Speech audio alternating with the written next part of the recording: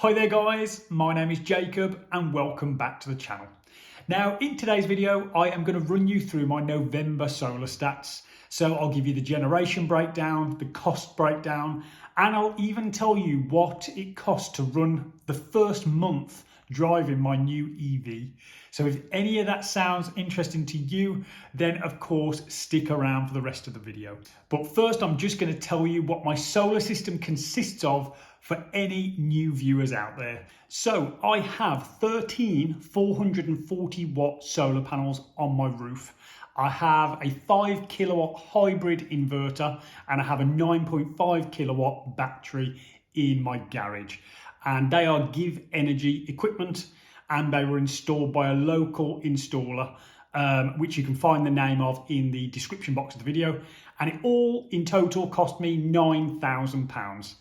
That's always a common question people like to know. So as I say, it cost me £9,000 for all the equipment, plus an EV charger as well, which is installed on the front of my house. Another common question I get is what energy tariffs am I on? So I'll just tell you that now. I'm with Octopus Energy. My import tariff is Octopus Go, which is typically an EV tariff. It gives you an expensive day rate, but a very cheap night rate. So that is what I use for my electric tariff. And for my solar export tariff, I use Octopus Outgoing, which is 15 pence, a flat rate, 15 pence for anything I export to the grid. So total generation for the month of November was 193.2 kilowatt hours for the month. Now this was down, I've got here 13% from October. So it was 13% less than October's total, which I have as 223 kilowatt hours for the month. So I'll take that as a win, to be quite honest. 13% less. I was actually expecting quite a bit more. So I guess the drop off from October to November isn't as steep as I thought it was going to be. And I'm guessing, as this is my first year with solar, I won't know, but I'm guessing December should be similar to November, maybe slightly less. I know some of you people in the comments that have these systems and have had them for quite a few years will probably be able to correct me on that. But I'm kind of expecting similar numbers. But if I'm wrong, let me know down in the comments. But of course, we'll see next month in next month's solar video. My best day for the month of November was the 2nd of November, where I generated 16.2 kilowatt hours. Now this was down from last month's best day of 21.8, but to be honest, 16.2 I thought was a pretty good day, so I was pretty pleased with that. However, the worst day, which happened to come on, I think it was the 15th of November, was a terrible day, let's be honest. We didn't even generate 1 kilowatt hour. It was 784 watts for the day. So that is, without a doubt, the worst day my solar system has ever had since it was installed at the end of January 2025. So yeah, that was a pretty poor day. Thankfully, there were only a couple of days throughout the entire month that we didn't break 1 kilowatt hour for the day. But I'm guessing they are going to be a little bit more common as we go into December and January. But yeah, there was a couple of them, but you know, on the whole, we did get a few kilowatt hours a day at least. But the worst day, as I said, 784 watts for the day. Now, across the whole month, and I thought this was quite an interesting stat, I've got Tigo Optimisers attached to all of my solar panels. And basically that just means if there's any shading on one or a few panels, the Optimisers will figure that out and make sure that the rest of the panels don't drop in output just because a few are covered in shade. So throughout most of the year, my panels aren't covered in shade, but in the winter months, there is some shade from a nearby tree and of course clouds in the sky, and there's a lot more clouds in the sky these days. Now this is where I think the Tigo Optimisers come into their own and really help with my month's generation, because this month they saved me 17.7 kilowatt hours over the total month.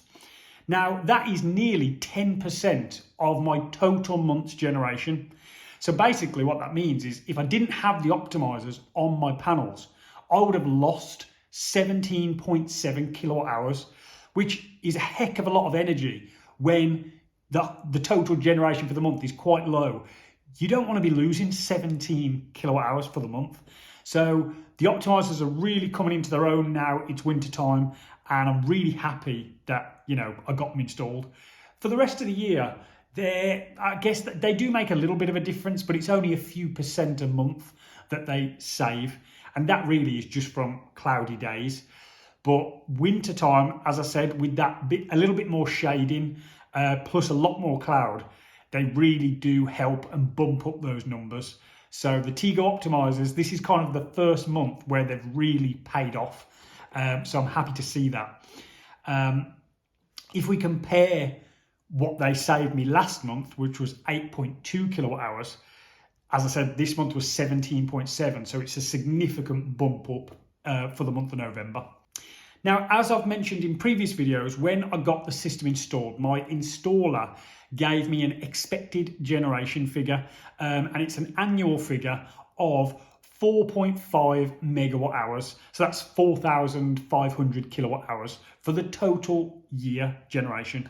Now, I'm happy to say I've met that, and we've exceeded that by quite a lot. We're currently up to 5.5 megawatt hours for the year, and we still have December and January to add to that total. So roughly so far, I've managed to generate 1,000 kilowatt hours more than the expected total. So I'm really happy with that. The system is obviously performing really well. And it's also obviously been a very good year for solar in the UK. So for me, as it's my first year with solar panels, that's really been a blessing. And it's proved to me that it was a worthwhile investment and something that I would recommend to as many people as possible. Get solar panels on your house if you can. Right then, let's move on to my energy costs for the month. So starting with electricity, including the standing charge, for the total month, I paid £52.70. And that was for buying 433.9 kilowatt hours from the grid. So quite a big jump up from last month, where I think I paid roughly around £25 for the month. But there is a good reason for that. And that is, of course, this is my first month where I now own and drive an EV. So my electric costs, obviously from now on, are going to be higher because I have to charge the EV. But to counteract that, I now no longer buy diesel for my old diesel car, which I no longer have.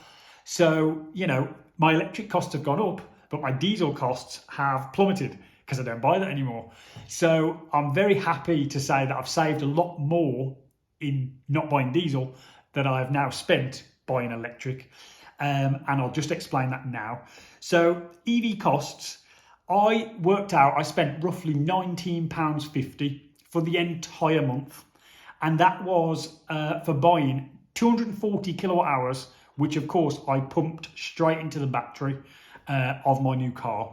Now, driving at 3.5 miles per kilowatt hour gets me a figure of roughly 840 miles driven across the month. Now, as I said, that cost me £19.50. According to Google, if I would have done those 840 miles in my old diesel car, that would have cost me roughly £120. So I have saved in 1 month roughly £100 not buying diesel and spending, you know, that money and driving in an electric car. So there's a huge saving from switching from diesel to electric. Now, of course, yes, I had to buy the car and all that type of stuff, but forget about that for a moment. Just the fact, you know, the running costs are incredibly cheap. And that is, of course, because I can drive and charge my car from home. So I use a home charger and I charge overnight on a cheap home tariff. And that allows me to run the electric car at a very cheap and affordable rate. And I'm very pleased to say, you know, we are loving the EV so far. So that cancels off the electric costs, that sorts that. So let's move on to the gas bill for the month. Gas bill jumped up a little bit, but that is of course because it's a lot colder these days and you have to have the central heating on. Although we haven't had the central heating on all that much so far because we've been using electric heaters. Now I mentioned this in January, February, March type videos earlier in the year. An unexpected benefit of having solar and a battery installed at my house is the benefit of using electric heaters on a very cheap rate. And as I mentioned, 8.5 pence a kilowatt hour. Well, I can use that rate even in the daytime because I've got a battery. So we can run electric heaters in the house and warm the house up that way. And that is significantly cheaper than putting the central heating on and paying gas costs. Yeah, we do put the central heating on occasionally, but generally speaking, if we can get away with it, we just use our electric heaters. So our gas bill for the month, including the standing charge, was £33.81. So yes, it's gone up about 20 quid, but ultimately still a very cheap price for the total, the whole month of November. And as I said, that is an unexpected benefit of having solar and a battery, is being able to heat the house with electric rather than gas. And if I didn't have solar and a battery, I absolutely wouldn't be doing that, because trying to heat a house with electric when you're on a standard tariff would be incredibly expensive. But when you're on a cheap tariff and can use cheap overnight energy, it actually works out really economical. And like I say, saves me quite a lot on my gas bill. So hopefully we can keep doing that going forward. But of course, if it drops really cold, then we will have the central heating on a little bit more. But that covers gas charges for the month. And export income. So solar export was £20.88 for the month. And that was for sending 139.2 kilowatt hours to the grid. Now, this is down from £27 last month, but still a respectable figure considering we're in November and a lot of our generation does get used up, by being in the house in the daytime. I work from home, my wife works from home. And when you're not generating that much, you tend to use a lot of what you're generating just at the time it's generated. But we still managed to send 139 kilowatt hours to the grid, which I'm really pleased with. And as I say, that generated £20.88 of income for us. So total November energy costs. So that factors in electric, which is my house and car running costs now, plus the gas bill, minus off the solar export payment, gives us a total charge of £65.63. Now, I am incredibly pleased with that figure, because when you factor in, that is all my electric costs, that is all my heating costs, that is all my commuting and car running costs for an entire month in November, £65. I am over the moon with that. In years gone by, when we were, having the central heating on all the time through November, I'd be driving a petrol and diesel car. That would be in the hundreds of pounds. In the month of November, December, January, we're paying hundreds of pounds for that exact package. But now, when you factor in the solar, the battery, the EV, we're down to just £65. I think that is a massive win and a massive incentive to go solar. If you've ever been thinking of going solar, but you're on the fence a little bit, or thinking, is it not worth it? It's not worth it, blah, blah, blah, all that type of thing. I think that shows you it is definitely worth it. When you get into the winter time and you're having bills of around £60, and that's for everything, it's suddenly the payback is immense. And this will, of course, go on for November, December, January, possibly into February, where, our previous bills were hundreds of pounds a month, and now they're less than £100 a month. So, that payback period that people always go on about for when you get solar panels and a battery, they really do start paying for themselves quite quickly. So I'll leave it there, guys, because this video has been quite long. If you made it this far, thank you very much for watching. Let me know down in the comments what you think of the video. If you've got solar panels yourself, let me know, of course, what your generation figures and your cost to run your house and everything were. Let me know what yours were for November. Don't forget to hit the like button and the subscribe button on the way out. And remember, there are a few links in the description box of this video which you can use to support the channel. There's an Optimus Energy referral link, there's a buy me a coffee link, and there are a couple others. So if you want to support the channel, head down to the description box of the video and click on one of those links. Right then, guys, I'll leave it there. Thank you for watching, and I'll catch you in the next one.